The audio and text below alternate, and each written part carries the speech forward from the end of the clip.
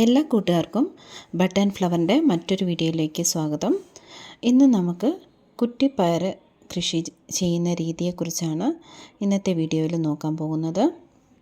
ആർക്കും ഈസിയായിട്ട് കൃഷി ചെയ്തെടുക്കാവുന്ന ഒന്നാണ് ഈ കുറ്റിപ്പയറിൻ്റെ കൃഷി രീതി. അപ്പോൾ ഇതിന് ഒരുപാട് കെയറിൻ്റെ ആവശ്യമൊന്നുമില്ല.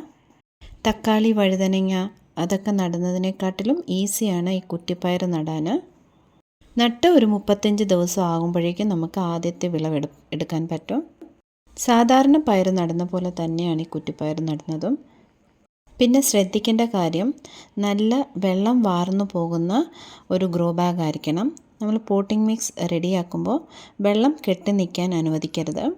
വെള്ളം കെട്ടി നിന്ന് കഴിഞ്ഞാൽ ഈ ചെടി നശിച്ചു പോകും. ഒരുപാട് മഴയുള്ള സീസണിൽ ഈ കുറ്റിപ്പയർ കൃഷി ചെയ്യാതിരിക്കുക. മഴയൊക്കെ ചെറിയ തോതിൽ മഴ പെയ്താലും കുഴപ്പമൊന്നുമില്ല.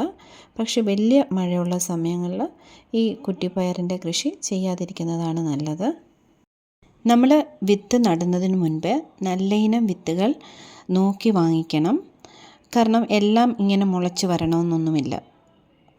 അതേപോലെ നടുന്നതിന് മുൻപ് സ്യൂഡോമോണസ് ലൈനിൽ ഒന്ന് കുതിർത്ത് വെച്ചതിന് ശേഷം വിത്ത് നട്ടാൽ ഈ ചെടികൾ ഇങ്ങനെ നല്ല ഹെൽത്തി ആയിട്ടും വളരും. അതിന് രോഗപ്രതിരോധ ശേഷി കൂടുകയും ചെയ്യും. ഞാൻ പോയ പ്രാവശ്യം നട്ട ഈ കുറ്റിപ്പയറിൻ്റെ പയറിനകത്തുനിന്ന് ഉണക്കി വെച്ചിരുന്നു. പക്ഷെ അത് ഇട്ടിട്ട് കിളിച്ചില്ല. ഇപ്പം ഞാനിതൊരു ഓൺലൈൻ സൈറ്റിൽ നിന്ന് വാങ്ങിച്ചതാണിത്. ഇത് മൊത്തം കിളിച്ചിട്ടുണ്ട്. ഇട്ട വിത്തുകൾ മൊത്തം നന്നായിട്ട് കിളിച്ചിട്ടുണ്ട്.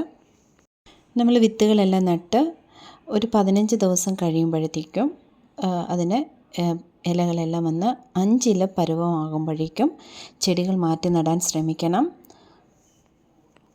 ഞാൻ നേഴ്സറിയിൽ നിന്നാണ് മണ്ണ് വാങ്ങുന്നത്. അപ്പം അതുകൊണ്ട് മണ്ണ് കിട്ടാൻ എനിക്ക് താമസിച്ചത് കൊണ്ടാണ് എനിക്ക് ഇതിപ്പോൾ ഇത്രയും താമസിച്ചത് ഈ ചെടി നടാൻ. 2 രീതിയിലുള്ള പയറുണ്ട്. കുറ്റിയായിട്ട് വളരുന്ന പയറാണിത്, കുറ്റിപ്പയർ. മറ്റൊന്ന് വള്ളി വീശി പടരുന്നത്. അപ്പോൾ അതിന് നമുക്ക് ആവശ്യത്തിന് സ്ഥലം വേണം. പന്തലിടാനൊക്കെ അസൗകര്യമുള്ളവർക്കെല്ലാം വളർത്താൻ പറ്റിയ ഒന്നാണ് ഈ കുറ്റിപ്പയർ കൃഷി. ഇത് നമുക്ക് സാധാരണ പയർ വളർത്തുന്നത് മാതിരി വലിയൊരു ഗ്രോ ബാഗിൻ്റെ ആവശ്യമൊന്നുമില്ല. ഞാനിവിടെ എടുത്തേക്കുന്നത് 10x10 സൈസിലുള്ള ഗ്രോ ബാഗാണ്. ഇതിന് അധികം വലിപ്പമുള്ള ഗ്രോ ബാഗിൻ്റെ ആവശ്യമില്ല.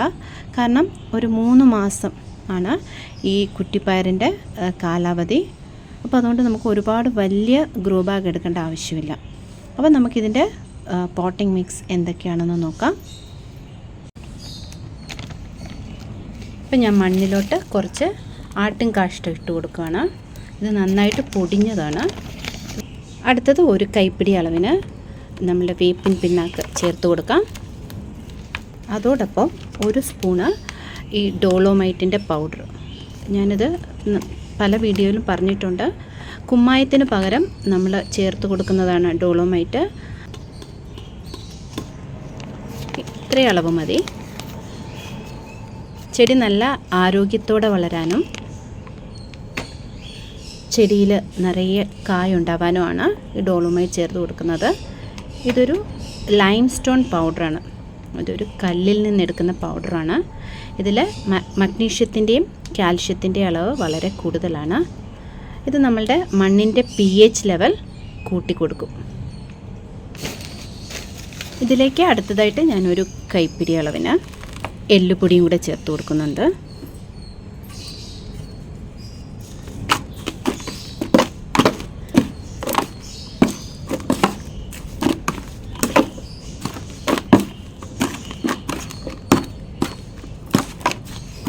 ഞാനിതിന് അടിവളമായിട്ട് കൊടുക്കുന്ന കുറച്ച് കരിയിലയാണ്.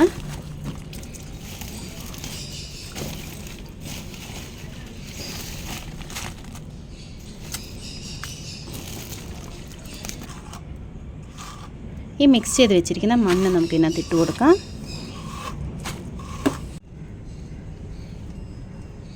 നമുക്ക് 1/4 ഭാഗം മണ്ണ് നിറച്ചാൽ മതി. ചെടിയുടെ വളർച്ചയ്ക്കനുസരിച്ച് ഇതിനകത്ത് മണ്ണിട്ട് കൊടുക്കാം. ഇപ്പോൾ ഒട്ടും വേര് മുറിയാത്ത രീതിയിൽ നമുക്ക് ഇത് മണ്ണിനെ ഇളക്കിയെടുക്കാം.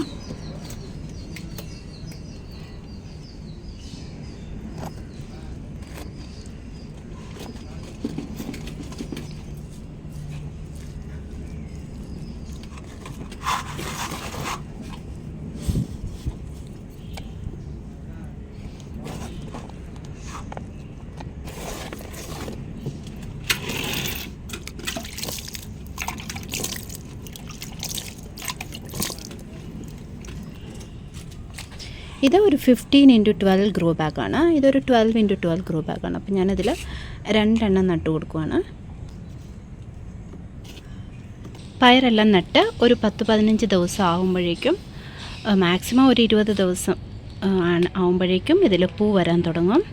അപ്പോൾ നമുക്ക് ഫിഷ് അമിനോ ആസിഡ് ഇതിന് ഒഴിച്ചു കൊടുക്കാം. അതേപോലെ ഒരുപാട് വെള്ളം ഒഴിച്ചു കൊടുക്കാതിരിക്കുന്നതാണ് നല്ലത്. കാരണം ഒരുപാട് വെള്ളം ആയാൽ ഈ ചെടി നശിച്ചു പോകും. മിതമായ രീതിയിൽ വെള്ളം ഒഴിച്ചു കൊടുത്താൽ മതി.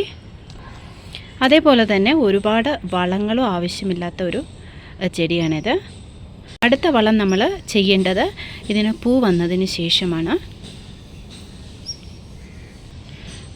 പൂ വിട്ടതിന് ശേഷം നമുക്ക് ആട്ടിൻ കാഷ്ടമോ വെർമി കമ്പോസ്റ്റോ എന്തെങ്കിലും നമുക്ക് ചെടിയുടെ ചുവട്ടിൽ ഇട്ട് കൊടുക്കാവുന്നതാണ്. കീടങ്ങളുടെ ശല്യം അധികമൊന്നും ഉണ്ടാകാത്ത ഒരു ചെടിയാണ് ഈ കുറ്റിപ്പയർ. നമുക്കിതിന് ഉണ്ടാവുന്ന ഒരു പ്രശ്നം എന്ന് പറഞ്ഞാൽ ചാഴിയുടെ പ്രശ്നം ഉണ്ടാകാറുണ്ട്. അതേമാതിരി മുഞ്ഞ്, ഈ രണ്ടും ഈ ചെടിയെ ബാധിക്കുന്നതാണ്. 15 ദിവസം കൂടുമ്പോൾ നമുക്ക് ഇതിന് നീം ഓയിൽ സ്പ്രേ ചെയ്ത് കൊടുക്കാം. അല്ലെങ്കിൽ സ്യൂഡോമോണസ് വെള്ളത്തിൽ കലക്കി അത് നമുക്ക് ഇലകളിലെല്ലാം സ്പ്രേ ചെയ്ത് കൊടുക്കാം. കീടങ്ങളുടെ ആക്രമണം ഒന്നും ഉണ്ടാകാതിരിക്കാനാണ് നമ്മളങ്ങനെ ചെയ്യുന്നത്. സ്യൂഡോമോണസ് ലൈന് നമ്മൾ സ്പ്രേ ചെയ്ത് കൊടുക്കുന്നത് കൊണ്ട് ഫംഗൽ ഇൻഫെക്ഷൻ ഒന്നും ചെടിക്ക് ഉണ്ടാകാറില്ല. ഇത്രയൊക്കെ കാര്യങ്ങളെ കുറ്റിപ്പയറിനെ കുറിച്ച് അറിയേണ്ടതുള്ളൂ. അപ്പോൾ എൻ്റെ ഈ വീഡിയോ നിങ്ങൾക്ക് ഇഷ്ടമായെന്ന് വിചാരിക്കുന്നു. ഇഷ്ടമായെങ്കിൽ ലൈക്ക് ചെയ്യാനും ഷെയർ ചെയ്യാനും സബ്സ്ക്രൈബ് ചെയ്യാനും മറക്കരുത്. അപ്പോൾ മറ്റൊരു വീഡിയോയുമായി കാണുന്നത് വരെ നന്ദി, നമസ്കാരം.